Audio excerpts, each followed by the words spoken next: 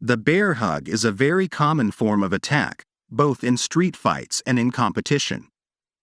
In the hands of a skilled grappler, it can be a devastating method of takedown and control. Contrary to popular opinion, it can be a very technical move when utilized by an expert. There are 3 options when attacking with the bear hug. First, you can lock your hands around the waist under both your opponent's arms. This is the preferred method if you wish to crunch your opponent backward and down to the mat. Second, you can lock your hands under one arm and over the other, trapping one of your opponent's arms.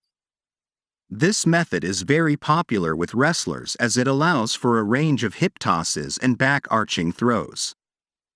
Third, you can wrap your arms over both your opponent's arms.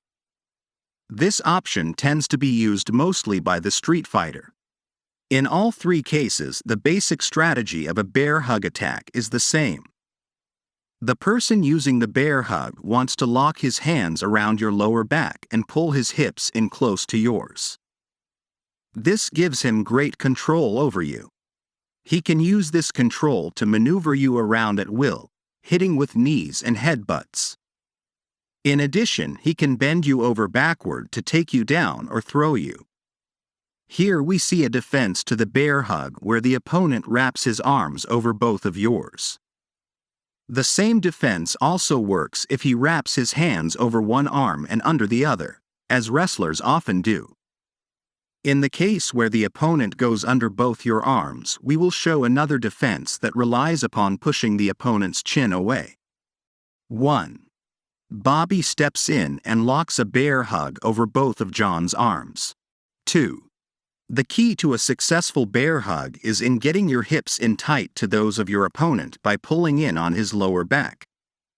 The key to defending the bear hug is in preventing your opponent from doing this. Accordingly, John places his hands on Bobby's hips and pushes. This keeps space between their hips and prevents Bobby from getting control. At the same time, John sags his hips down and back. Note John's hand position. Elbows in, fingers turned out, heels of his palms on Bobby's hips, thumbs uppermost. 3. Having stopped the attack, John steps around to one side, keeping a tight clinch position. 4. John steps the leg that he had put behind Bobby in front of Bobby's far foot. This is the classic hip throw position. Note how John's feet are right in front of Bobby's, facing the same direction.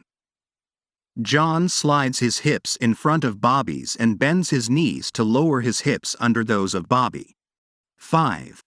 It is a simple matter now for John to straighten his knees to easily lift Bobby from the ground.